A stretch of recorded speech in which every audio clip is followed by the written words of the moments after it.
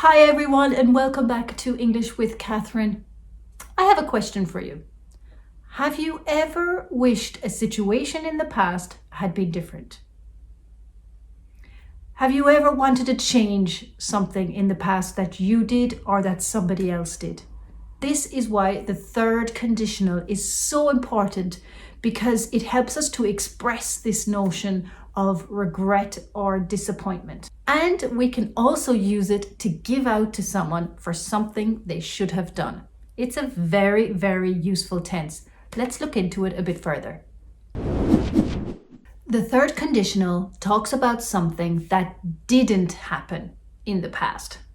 And unlike the zero, the first, the second conditional, the third conditional talks about the past. The other conditionals talk about the future or the present. So this is the only one that really only focuses on the past. And it's not a real past. It's not something that happened. It's something that you wish had happened, or it's something that you would like to change in the past.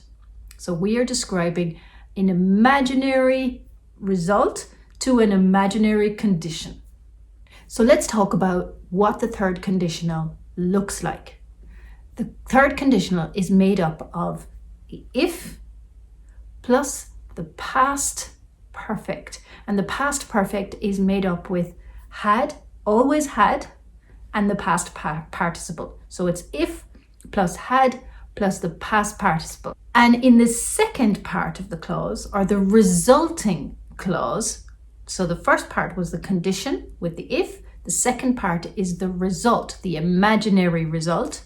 We have would plus have, always, plus the past participle. So would have plus the past participle. We wouldn't have got lost if you had looked at the map. In this sentence, let's break it down into the different tenses.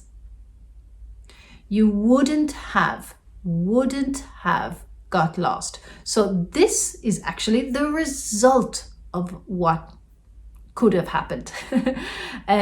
So this is the resulting clause. As you see, we don't need the if clause first. We can actually have the result clause first.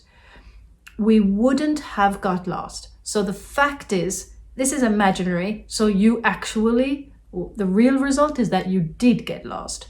You wouldn't have, so would or wouldn't, plus have, plus the past participle, which is got. Okay?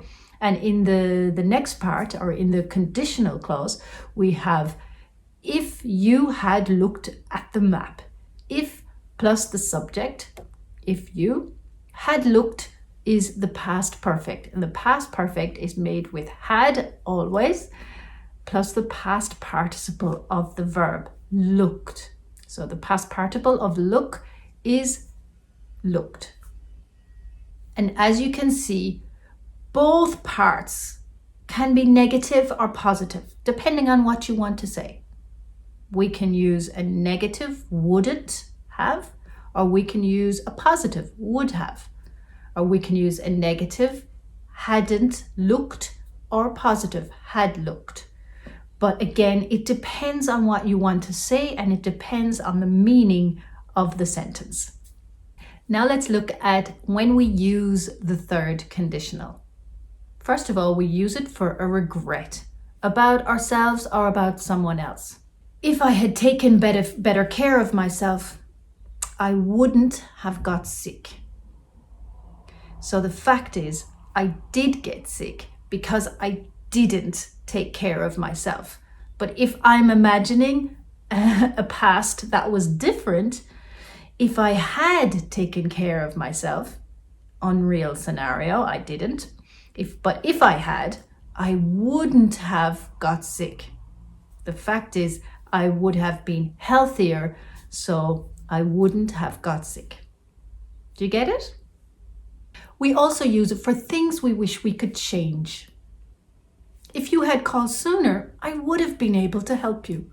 So the fact is, you didn't call soon enough, and I was not able to help you. So So that's something that you wish or the other person wishes could be different in the past.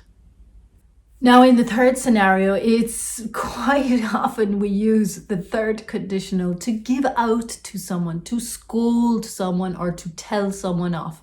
They're all different ways of expressing that you are not happy with someone.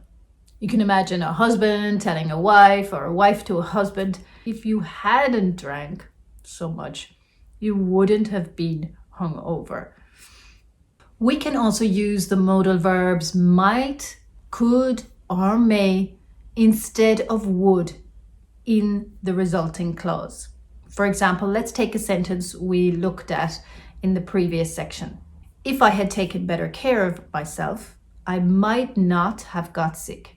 So the difference between the might here and the would in the previous sentence is that might is just a bit more of a possibility.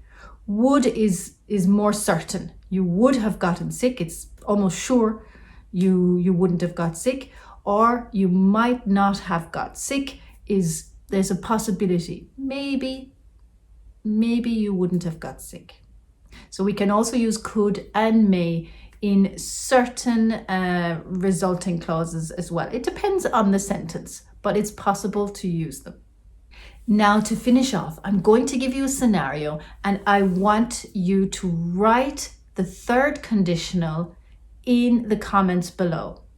The scenario is, you had a job interview, you didn't prepare for the interview, you didn't get the job, and now you regret not preparing for the interview. Okay, I want you to write this scenario in the third conditional using the correct tenses. Go for it. Pause the video now and do it now. Okay, how did you go? I'll give you the answer here. If you had prepared for the interview, you would, or you might, or you could have got the job. Okay, did anybody else have any other answers? Okay, so you still may have a little confusion about the third conditional. And this is where my grammar classes comes in.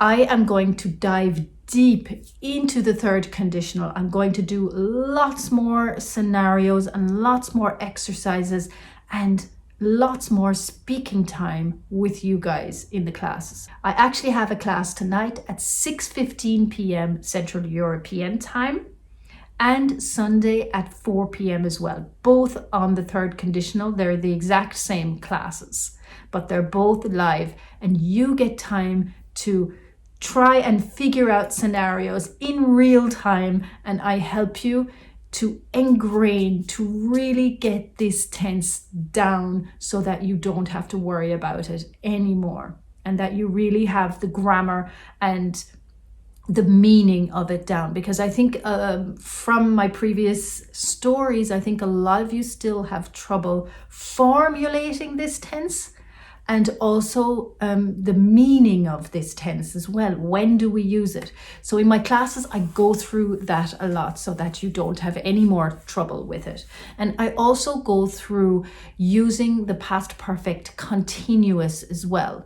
If you hadn't been driving, so using the past continuous, when do we use the past perfect continuous, and when do we use the past perfect simple? So I go through that a lot because I know a lot of you have trouble distinguishing between the past perfect simple or the present perfect simple and the past perfect continuous or the present perfect continuous. So I know it's a source of confusion for a lot of you. So I go into that in tonight's class and in Sunday's class as well. So I hope to see you there. There is a link in the bio of my Instagram profile. You can also see the link here in the video and also in the description below, and I'll put it in my stories as well in a minute. Thank you so much for listening to the end, and I will see you again for next Grammar Tuesday.